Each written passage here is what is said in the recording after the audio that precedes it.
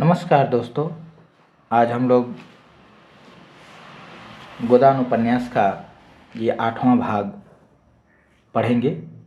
इससे पहले हम लोग 7 वीडियो यानी 7 भाग तक देख चुके हैं। ठीक है, काफ़ी दिन हो गए वीडियो नहीं बन पाया था। यूजीसी नेट में गोदान बहुत महत्वपूर्ण उपन्यास माना जाता है और सबसे ज़्यादा प्रश्न यहीं से उठता भी है। अगर उपन्यासों की बात किया जाए तो झूठा सच है और गोदान है। गोदान काफ़ी महत्वपूर्ण है, तो काफ़ी दिन से जो है इस पर वीडियो नहीं बन पा रहा था। आज इस पर वीडियो आप लोगों को मिलेगा। 8वां अंक है। चूँकि ये जो है टाइपिंग नहीं था इसलिए ये नहीं बन पा रहा था, तो इसका मैं आप लोगों को जो है किताब से PDF बना करके और दिखा रहा हूँ। ठीक है, चलिए देर न करते हुए हम लोग स्टार्ट करते हैं।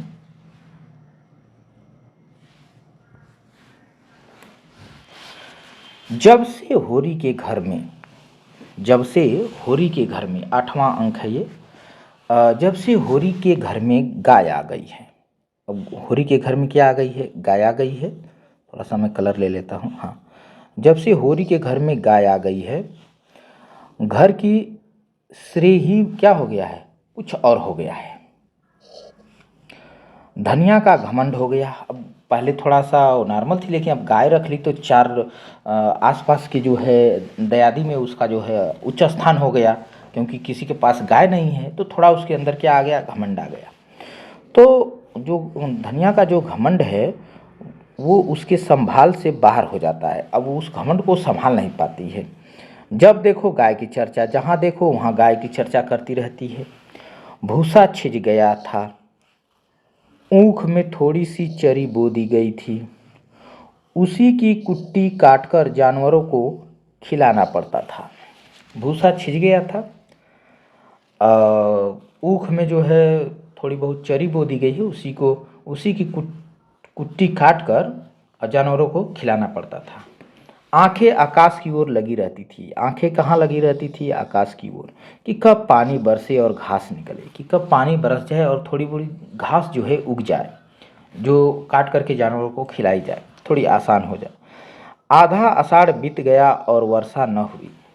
आधा आषाढ़ बीत गया लेकिन वर्षा नहीं हुई। सहसा एक दिन बादल उठे। अचानक एक दिन बादल उठे और आषाढ़ का एक दौगड़ा गिरा।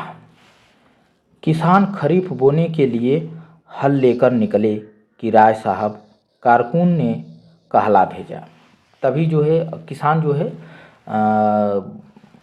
हल लेकर और खेत में पहुँचे, तभी जो है राय साहब के कारकुन ने कहला भेजा। क्या भेजा? कि जब तक बाकी न चुक जाएगी, जब तक जो पुराना बाकी है हिसाब कर्ज वो न चुक जाएगी, किसी को खेत में हल न ले जाने दिया जाएगा। जब तक पुराना हिसाब नहीं देते हैं तब तक जो है किसी को खेत में हल ले जाने नहीं दिया जाएगा। किसानों पर जैसे वज्रपात हो गया।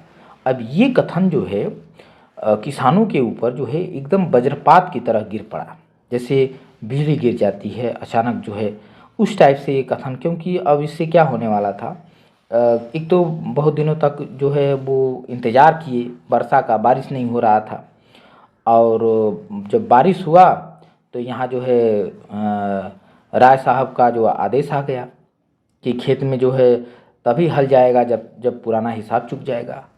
और आप लोग उस समय की स्थिति जानते होंगे कि खाने के लिए लोग क्या क्या करते थे, बड़ी मुसीबतें हुआ करती थी। और तभी लेखक कह रहे हैं कि और कभी तो इतनी कड़ाई न होती थी। इससे पहले इतनी कड़ाई नहीं होती थी कि पुराना हिसाब नहीं चुकाओगे तो खेत में हल ले जाने नहीं दिया जाएगा। ऐसी कड़ाई अब तक नहीं हुई थी। अब की यह कैसा हुक्म है? अब की इस बार ये कैसा हुक्म है? कोई गांव छोड़कर भागा थोड़ो ही जाता है, यानी कि कोई गांव छोड़कर भाग थोड़ो रहा है कि इतनी ज़बरदस्त कड़ाई हो रही है। अगर खेतों में हल न चले तो रुपए कहाँ से आ जाएंगे? अगर खेतों में हल नहीं चलेंगे तो हम पुराना हिसाब कैसे चुकाएंगे, रुपया कहाँ से आएंगे। निकालेंगे तो खेत से ही, वो पैसा कहाँ से निकालेंगे, खेत ही से तो निकलेगा। सब मिलाकर कारकुन के पास जाकर रोए। अब यही एक उपाय है कि कारकुन के पास चला जाए और उसके पास चल करके क्या किया जाए, रोया जाए। कारकुन का नाम था पंडित गोसेराम। जो कारकुन था जो आकर के कहला भेजा था, उसका नाम था पंडित गोसेराम। आदमी बुरा न थे, वो आदमी बुरा न थे, मगर मालिक का हुक्म, लेकिन मालिक का हुक्म था, उसे वो कैसे टाले। अभी उस दिन राय साहब ने कैसी दया और धर्म की बातें की थी। इससे पहले राय साहब कितने भोले भाले थे, दया और धर्म की बातें किए, और आज आसमियों पर जुल्म। होरी मालिक के पास जाने को तैयार हुआ। तभी जो है होरी जो है मालिक के पास जाने के लिए तैयार हुआ, लेकिन फिर सोचा, उन्होंने कारकुन को एक बार जो हुक्म दे दिया उसे क्यों टालने लगे। अब जब कारकुन को एक बार वो हुक्म दे दिए हैं तो मेरे जाने से क्या वो हुक्म को टालेंगे, क्यों टालेंगे। वह अगुआ बनकर क्यों बुरा बने, वह इन लोगों के लिए अगुआ बनकर अकेला जाए, अगुवाई करे और बुरा भी बने, उनके नज़र में मैं बुरा बन जाऊंगा, तो क्यों बुरा बने। जब और कोई पीछे और कोई कुछ नहीं बोलता तो वह आगे आग में क्यों कूदे। जब और कोई कुछ नहीं बोलता तो वही आग में क्यों कूदे। और होरी सोच रहा है, जो सबके सिर पड़ेगी वह भी झेल लेगा, जो सब पर पड़ेगी वो भी उसे झेल लेगा, क्या करना है। किसानों में खलबली मची हुई थी, किसानों में खलबली मची हुई थी। सभी गांव के महाजनों के पास रुपए के लिए दौड़े, और सभी जो है गांव के महाजनों के पास दौड़े कि पैसे मिल जाए, कुछ रुपये मिल जाए, ताकि पुराना हिसाब चुका दिया जाए, तभी हल ले जाया जा सकता है। तो दौड़ पड़े। गांव में मंगरू शाह, गांव में मंगरू शाह की आजकल चढ़ी हुई थी, गांव में मंगरू शाह की आजकल चढ़ी हुई थी। इस साल सन में उसे अच्छा फायदा हुआ था, और इस साल जो है वो सन बेचा था तो उसमें उसको अच्छा फायदा हुआ था। गेहूं और अलसी में उसने कुछ कम नहीं कमाया, और गेहूं और अलसी में भी वो कुछ कम नहीं कमाया था, बहुते कमाया था। पंडित दाता दिन और दुलारी सहुआइन भी लेन देन करती थी। पंडित दाता दिन भी लेन देन का काम करते थे, पैसा देते थे, लेते थे ऋण ब्याज पर। और दुलारी सहुआइन जो थी वो भी लेन देन का काम करती थी। सबसे बड़े महाजन थे झिंगुरी सिंह, और सबसे बड़ा जो महाजन थे वो झिंगुरी सिंह थे। वह शहर के एक बड़े महाजन के एजेंट थे, और उनके नीचे कई आदमी और थे, और उनके नीचे भी कई आदमी थे जो आसपास के देहातों में घूम घूम कर लेन देन करते थे। एक तो झिंगुरी सिंह बहुत बड़े महाजन थे, उनके नीचे भी बड़े बड़े एजेंट थे, और उन बड़े बड़े एजेंटों के नीचे भी आदमी थे जो गांव में घूम घूम करके, आसपास के देहातों में घूम घूम करके लेन देन का काम करते थे। उनके अतिरिक्त और भी कई छोटे महाजन भी थे जो 2 आने रुपए ब्याज पर बिना लिखा पढ़ी के रुपए दे देते थे, और एक दो महाजन और भी थे छोटे मोटे जो बिना लिखा पढ़ी के ही 1-2 आना जो है ब्याज दे देते थे, 1-2 आना ब्याज पर जो है रुपया दे देते थे। गांव वालों को लेन देन का कुछ ऐसा शौक था कि जिसके पास 10-20 रुपया जमा हो जाते वही महाजन बन बैठता। और गांव वालों में लेन देन का कुछ ऐसा शौक चढ़ा था, शौक क्या मजबूरी ही थी। तो उसी की वजह से जो है सब लोग जो है लेन देन का नहीं, गांव वाले लेन देन का तो शौक था भाई, सब पैसा कमाना चाहते थे। उनको पता था कि किसान है, गरीब है, पैसा लेने आएंगे, तो मजबूरी थी उन किसानों की, और इस मजबूरी का ये लोग महाजन लोग फ़ायदा उठाते थे। तो जिसके पास 10-20 रुपया हो जाता वो तुरंत महाजन बन जाता कि हम महाजन हैं, आओ हमसे पैसा लो। फिर एक समय होरी ने भी महाजनी की थी, एक समय होरी ने भी महाजनी की थी, उसके भी पास पैसा था, वो भी लेन देन किया था। उसी का यह प्रभाव था कि लोग अभी तक यही समझते थे कि होरी के पास दबे हुए रुपए हैं, और लोग यही समझते थे कि वो महाजन था तो होरी के पास दबे हुए पैसे होंगे। आखिर वह धन गया कहाँ। बंटवारे में निकला नहीं। जब बंटवारा हुआ तो उसमें पैसा निकला ही नहीं। वो आखिर होरी ने वो पैसा कहाँ रखा? होरी ने कोई तीर्थ व्रत भोज किया नहीं, गया तो आखिर रुपया कहाँ गया? जूते जाने पर भी उसके घट्ठे बने रहते हैं। जूते जाने पर भी उसके घट्ठे बने रहते हैं। किसी ने किसी देवता को सीधा किया, किसी ने किसी को, किसी ने आना रुपया ब्याज देना स्वीकार किया, किसी ने 2 आना। होरी में आत्मसम्मान का स्वार्थालोप न हुआ था। जिन लोगों के रुपए उस पर बाकी थे उनके पास कौन मुंह लेकर जाए? अब होरी भी कई लोगों से उधार ले चुका था, तो जहाँ जहाँ वो रुपया बाकी छोड़ा था, नहीं चुका पाया था, उनके पास वो कौन मुंह लेकर के जाएगा कि वो रुपया ले? झिंगुरी सिंह के सिवा उसे और कोई नज़र नहीं सूझा। अब झिंगुरी सिंह के अलावा दूसरा कोई नहीं सूझा, क्योंकि वहाँ से वो पैसा नहीं लिया था। क्योंकि वो पक्का कागज लिखाते थे, नजराना अलग लेते थे, दस्तूरी अलग, स्टाम्प की लिखाई अलग लेते थे। उस पर 1 साल का ब्याज पेशगी काटकर रुपया देते थे। 25 रुपये कागज लिखाई तो मुश्किल से 17 रुपये हाथ लगते थे। अगर इस गाढ़े समय और क्या किया जाए? अब इस समय ये जो समस्या आई है, इस समय अब क्या किया जाए? कोई उपाय नहीं है। राय साहब की ज़बरदस्ती है, नहीं इस समय किसी के सामने क्यों हाथ फैलाना पड़ता?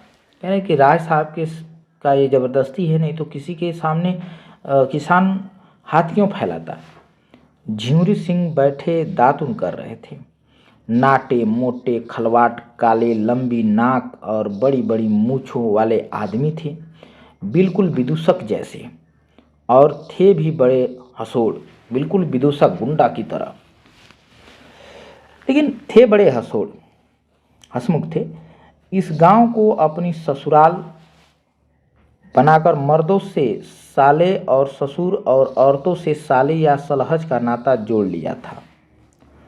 रास्ते में लड़के उन्हें चिढ़ाते थे, पंडित जी पाल लगी, और झिंगुरी सिंह उन्हें चटपट आशीर्वाद देते हुए, तुम्हारी आंखें फूटे, घुटने टूटे, मिर्गी आए, घर में आग लग जाए, आदि आदि प्रकार से वो आशीर्वाद देते थे, गालियाँ बकते थे। लड़के इस आशीर्वाद से कभी न आघाते थे, मगर लेन देन में बड़े कठोर थे। सूद की 1 पाई नहीं छोड़ते थे, और वादे पर बिना रुपए लिए द्वार से न टलते थे। होरी ने सलाम करके अपनी विपत्ति कथा सुनाई। झिंगुरी सिंह ने मुस्कुराकर कहा, वह सब पुराना रुपया क्या कर डाला? तो जब वो आप बीती सुनाए तो झिंगुरी बोले कि वह सब पुराना रुपया क्या कर डाला? पुराने रुपये होते ठाकुर तो महाजन से अपना गला न छुड़ा लेता कि सूद भरते किसी को अच्छा लगता है।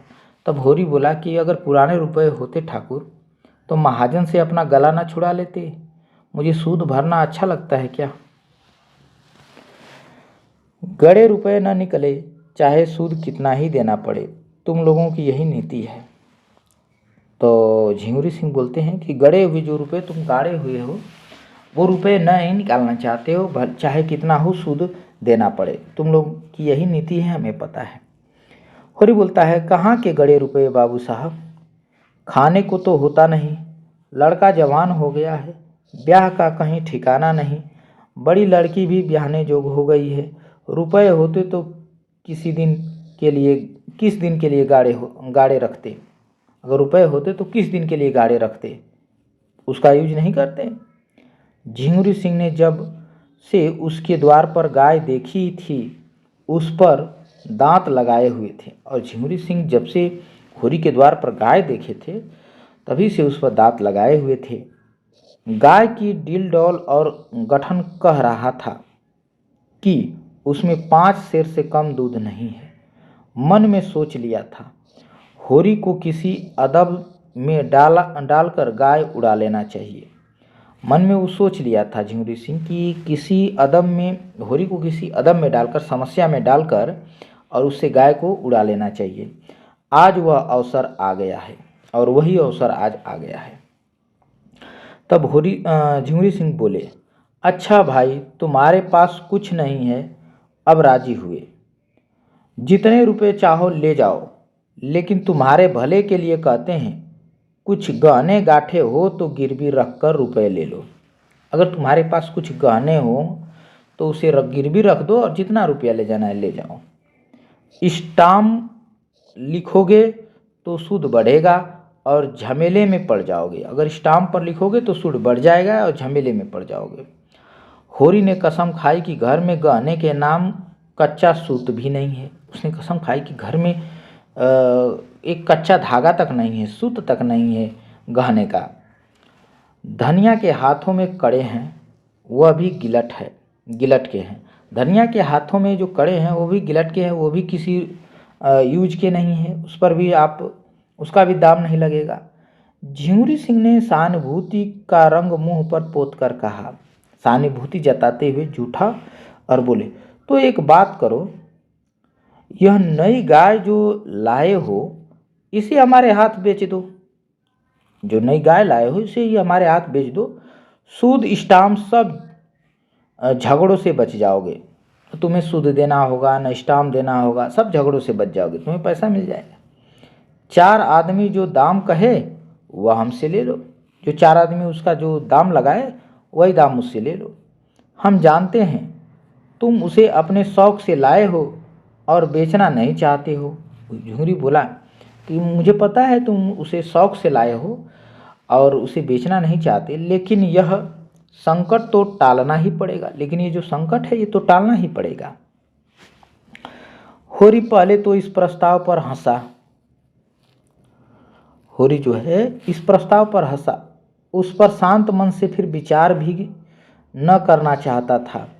लेकिन ठाकुर ने ऊंच नीच सुझाया, महाजनी के हथकंडों का ऐसा भीषण रूप दिखाया, खूब डराया कि सूद बढ़ेगा, ब्याज बढ़ेगा, चुका नहीं पाओगे जिंदगी भर, ऐसे ऐसे सब चीज़ें बताया उसके सामने। तो मन में भी यह बात बैठ गई। तो उसके मन में यह बात क्या हो गई, धीरे धीरे बैठ गई। ठाकुर ठीक ही तो कहते हैं। उसने सोचा कि ठाकुर ठीक ही कहते हैं, जब हाथ में रुपए आ जाएं गाय ले लेना। 30 रुपये का कागज़ लिखने पर कहीं 25 रुपये मिलेंगे। 30 रुपये का कागज़ लिखने पर कहीं 25 रुपये मिलेंगे, और 3-4 साल तक न दिए गए तो पूरा 100 हो जाएंगे। पहले का अनुभव यही बताता था कि कर्ज वह मेहमान है जो एक बार आकर जाने का नाम नहीं लेता। जो एक बार आ जाता, कर्ज वह ऐसा मेहमान है कि जो एक बार आ जाता वह जाने का नाम नहीं लेता। होरी बोला, मैं घर जाकर सबसे सलाह कर लूं तो बताऊंगा।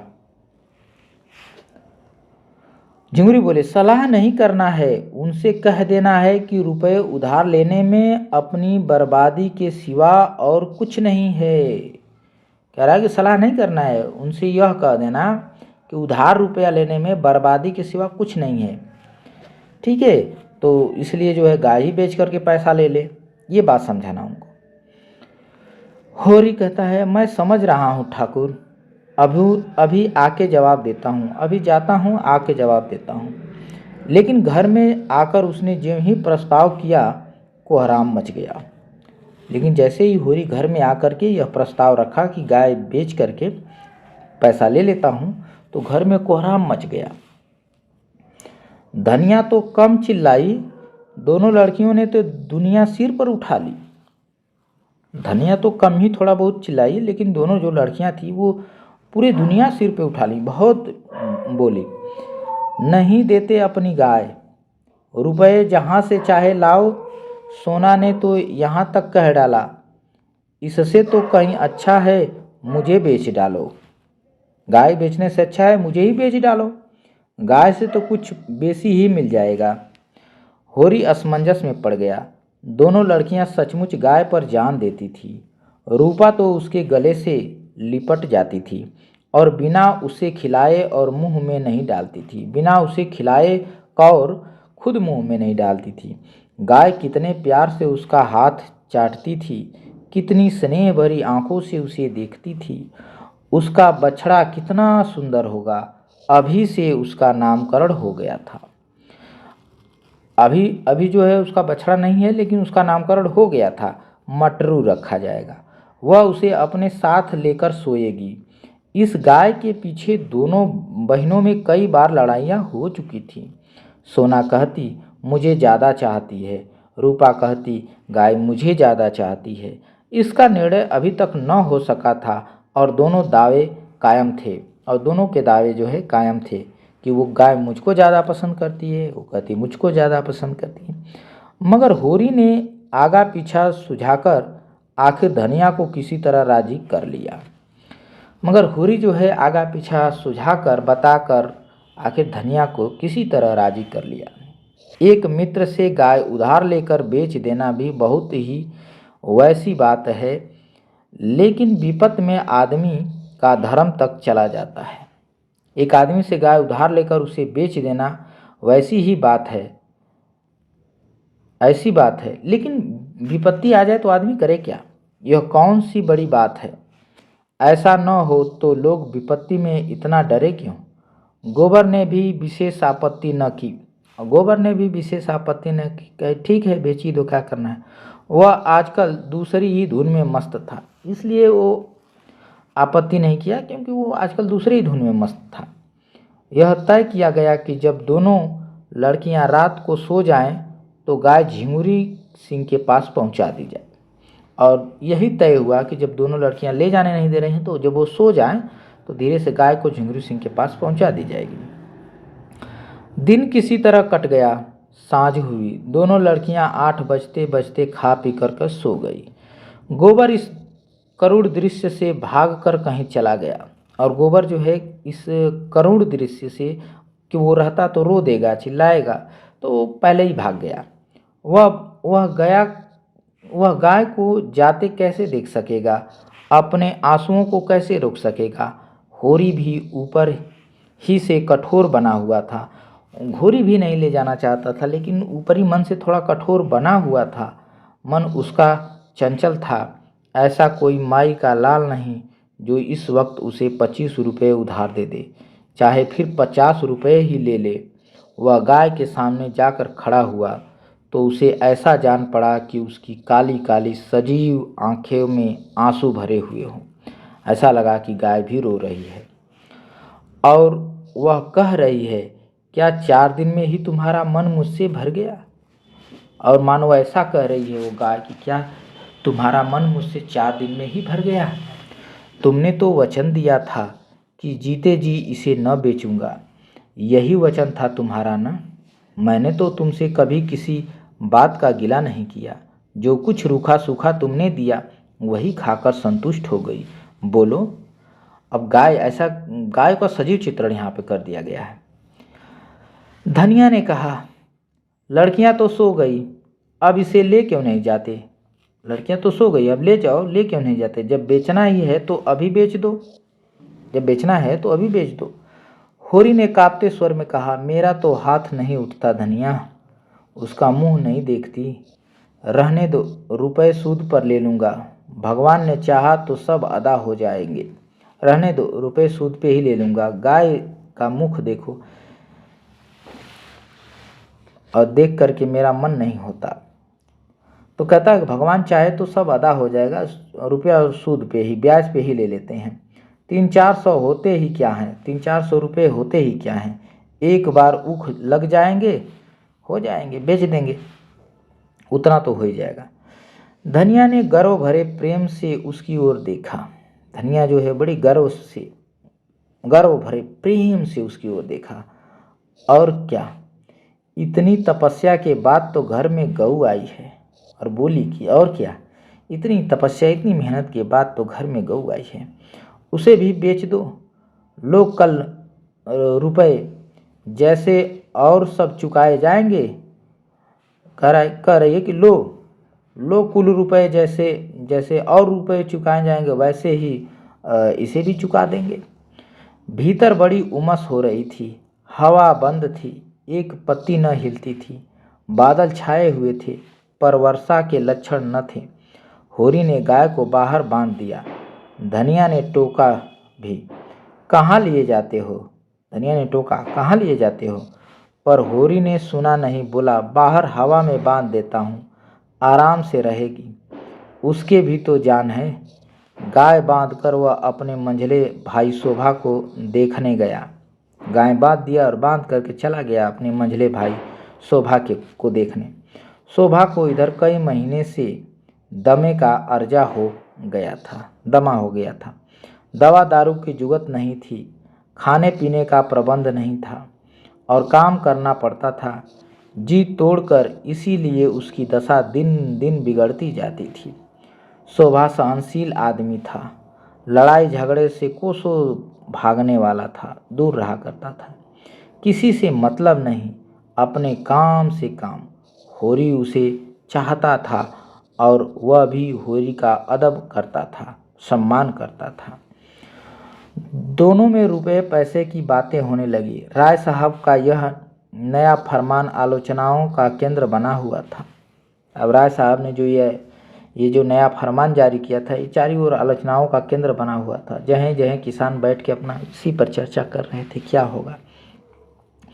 कोई 11 बजते बजते होरी लौटा और भीतर जा रहा था कि उसे आभास हुआ जैसे गाय के पास कोई आदमी खड़ा है। जब वो भीतर जा रहा था तो उसे आभास हुआ कि गाय के पास कोई आदमी खड़ा है। उसने पूछा, कौन खड़ा है वहाँ? हीरा बोला, मैं हूँ दादा। तब हीरा उसका भाई है, जो छोटा भाई, वो बोला कि मैं हूँ दादा, तुम्हारे कौड़े में आग लेने आया था। तुम्हारे जो आग तापने के लिए जो जलाई जाती है अंगीठी, उसी कौड़े कह रहे हैं, तो तुम्हारे कौड़े में आग लेने आया था।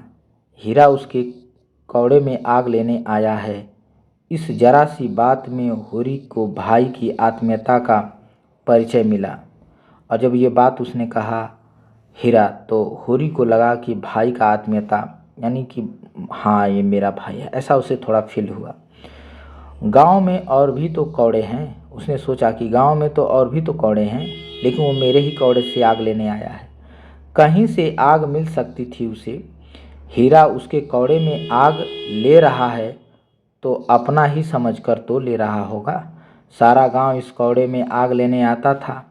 गांव में सबसे संपन्न यही कौड़ा था, मगर हीरा का आना दूसरी बात थी।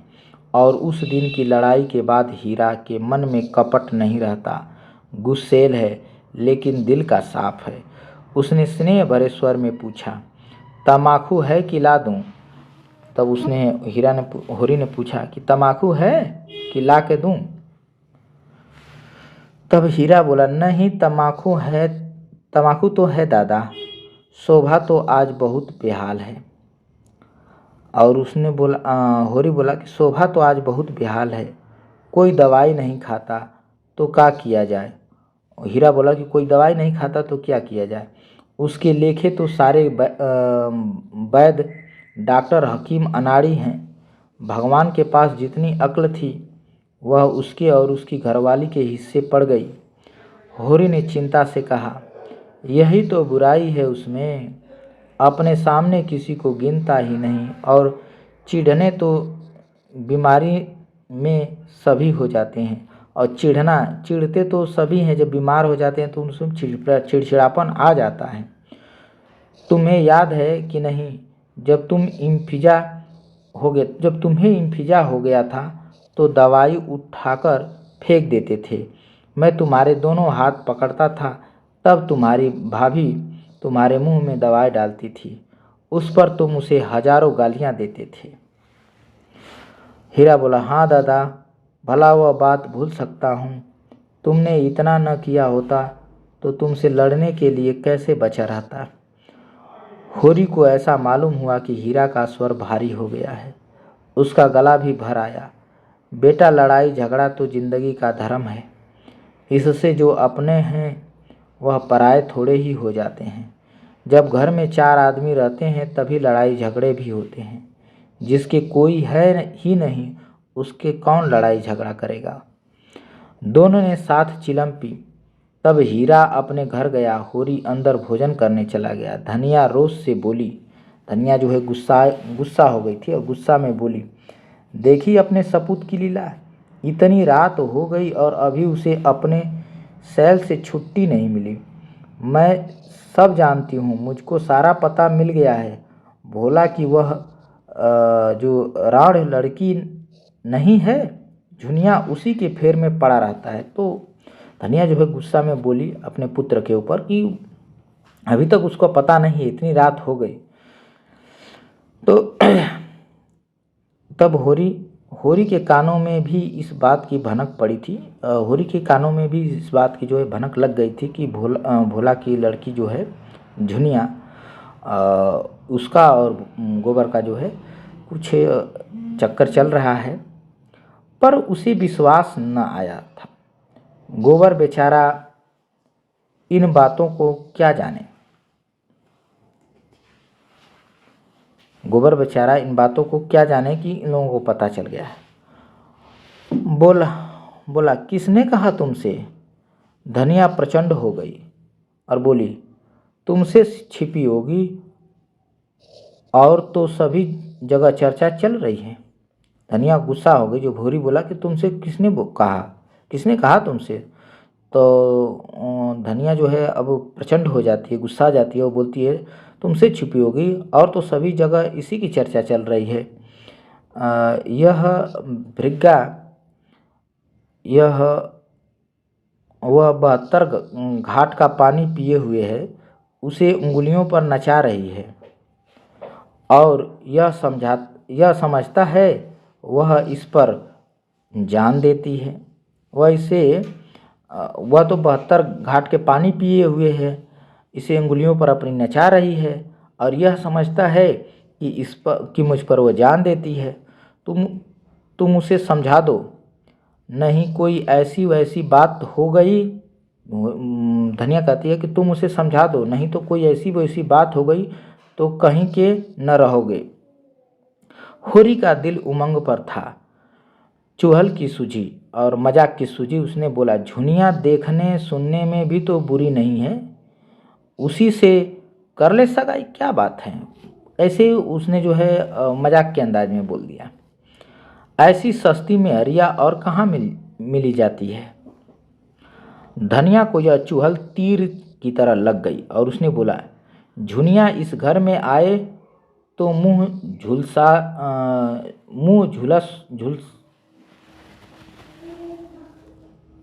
कहती है कि झुनिया अगर इस घर में आए तो मुंह झुलस दूं राण का।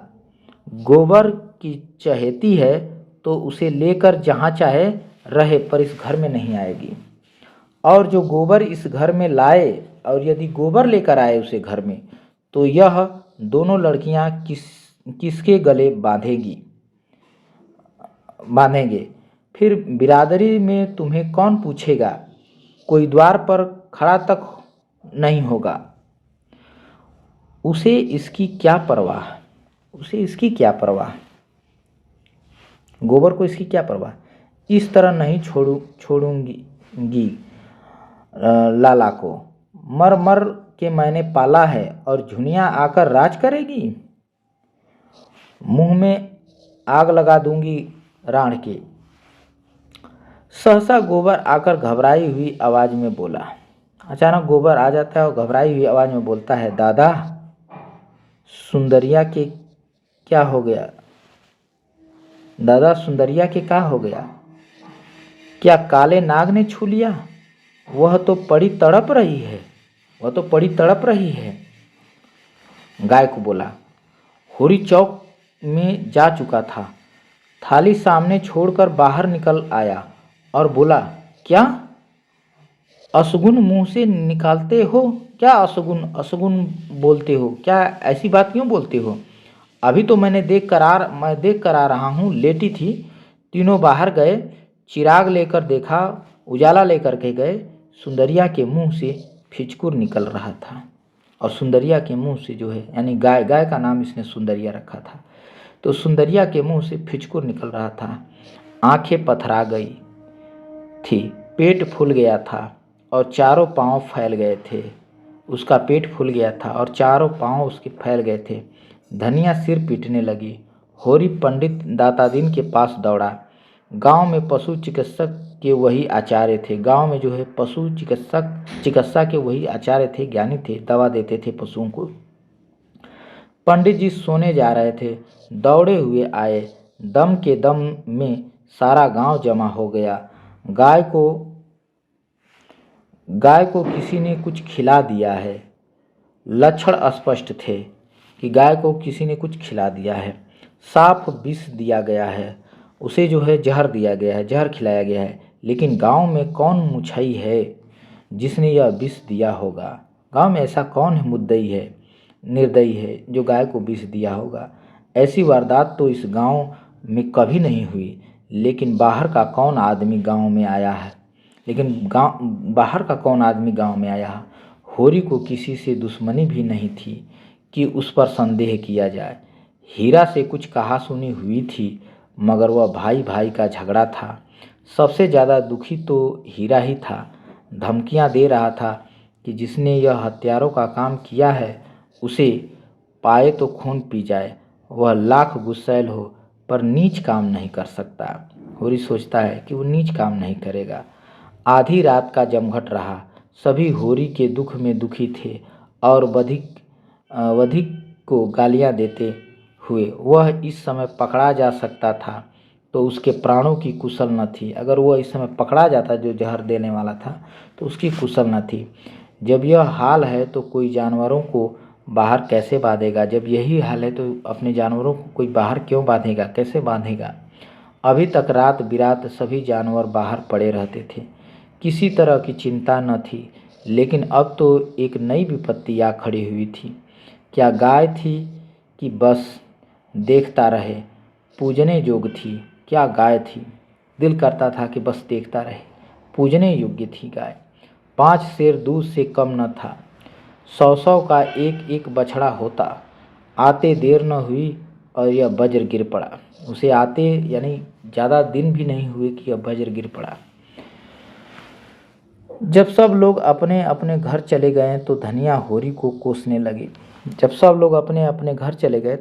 धनिया जो है होरी को कोसने लगी कि तुम्हें कोई लाख समझाया करो पर करोगे अपने ही मन की। तुम गाय खोलकर आंगन से चले, तब तक मैं जूझती रही कि बाहर न ले जाओ, हमारे दिन पतले हैं, न जाने कब क्या हो जाए। लेकिन नहीं, उसे गर्मी लग रही है। अब तो खूब ठंडी हो गई है और तुम्हारा कलेजा भी ठंडा हो गया। ठाकुर मांगते थे, दे दिया होता तो एक बोझ सिर से कम उतर जाता और निहोर होता। मगर यह तमाचा कैसे पड़ता? कोई बुरी बात होने वाली होती है तो मती पहले ही हर जाती है।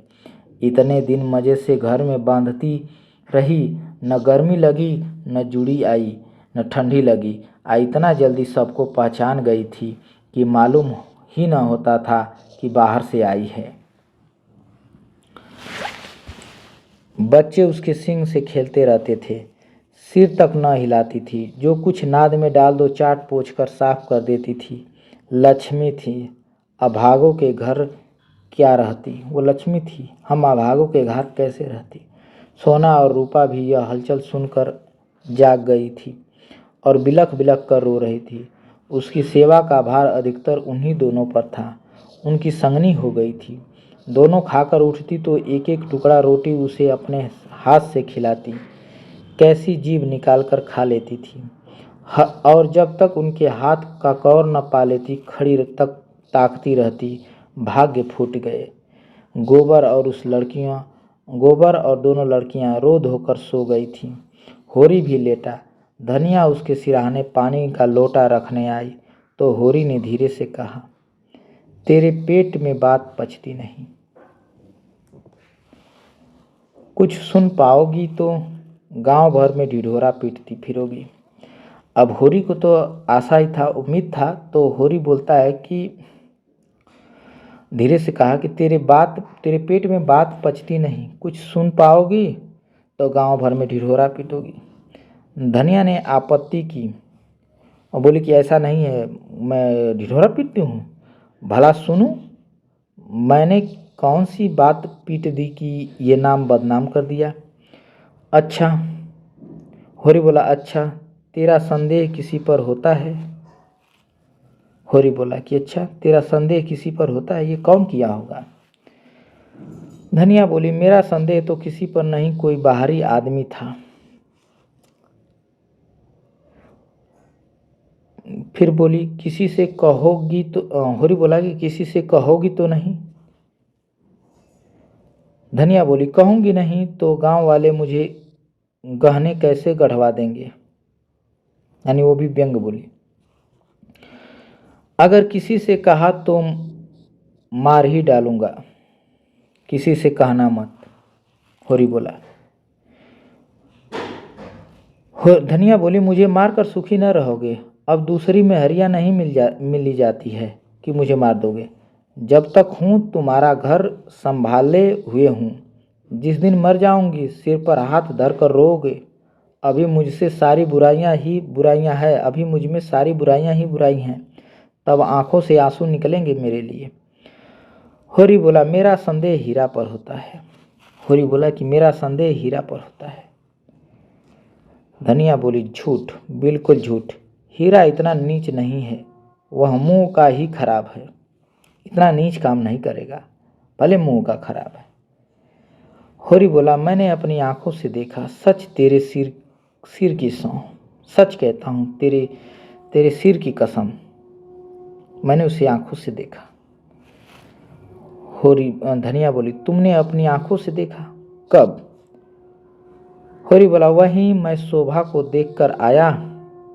वहीं जब मैं शोभा को देखकर आया, यानी अपने मझले भाई को देखकर आया, तो वह सुंदरिया की नाद के पास खड़ा था। मैंने पूछा, कौन है? बोला, मैं हीरा कौड़े में से आग लेने आया था। थोड़ी देर मुझसे बातें करता रहा, मुझे चिलम पिलाई, वह उधर गया, मैं भीतर आया, और वही गोबर ने पुकार मचाई। मालूम होता है मैं गाय बांध कर शोभा के घर गया हूँ और इसने इधर आकर कुछ खिला दिया है। शायद फिर यह देखने आया था कि मरी या नहीं, और खिला दिया, और फिर देखने आया था कि ये मरी है या नहीं। धनिया ने लंबी सांस लेकर कहा, इस तरह के होते हैं भाई, जिन्हें भाई का गला काटने में भी हिचक नहीं होती है। उफ ओह, हीरा मन का इतना काला, और दाढ़ीजार को मैंने पाल पोस करके बड़ा किया। धनिया करे कि हीरा मन का इतना काला है, और दाढ़ीजार को मैंने पाल पोस कर बड़ा किया था। अच्छा जा सो रह, मगर किसी से भूल कर भी जिक्र न करना। होरी बोला कि जा सो रह, सो जा, किसी से भी भूल कर इस बात का जिक्र मत करना। धनिया बोली, कौन सो रहा है? कौन भूल जाए? सवेरे होते ही लाला को थाने न पहुंचाऊं तो अपने असल बाप की नहीं। यह हत्यारा भाई कहने जोग है? यही भाई का काम है? वह बैरी है, पक्का बैरी है, और बैरी को मारने में पाप नहीं, छोड़ने में पाप है। होरी ने धमकी दी, मैं कह देता हूँ धनिया, अनर्थ हो जाएगा। धनिया आवेश में बोली, अनर्थ नहीं, अनर्थ का बाप हो जाए, मैं बिना लाला को बड़े घर भिजवाए मानूंगी नहीं। 3 साल चक्की पिसवाऊंगी, 3 साल, वहाँ से छूटेंगे तो हत्या लगेगी, तीरथ करना पड़ेगा, भोज देना पड़ेगा, इस धोखे में न रहे लाला। और गवाही दिलवाऊंगी तुमसे, बेटे के सिर पर हाथ रखकर गवाही दिलवाऊंगी। उसने भीतर जाकर किवाड़ बंद कर लिया और होरी बाहर अपने को कोसता पड़ा रहा। जब स्वयं उसके पेट में बात न पची तो धनिया पेट में क्यों पचेगी? तो धनिया के पेट में क्यों पचेगी? जब वो होरी ही जानता था और उसके पेट में ये बात न पची और अपनी पत्नी से कह दिया, तो फिर धनिया के पेट में कैसे पचेगी? अब यह चुड़ैल मानने वाली नहीं है, जिद पर आ जाती है तो किसी की सुनती ही नहीं है। आज उसने अपने जीवन में सबसे बड़ी भूल की। चारों ओर नीरव अंधकार छाया था।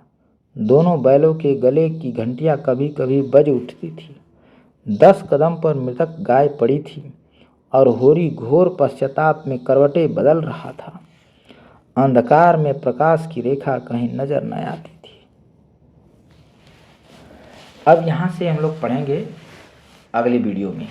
9वां अंक है, तो ये जो अंक होगा हम अगले वीडियो में पढ़ेंगे।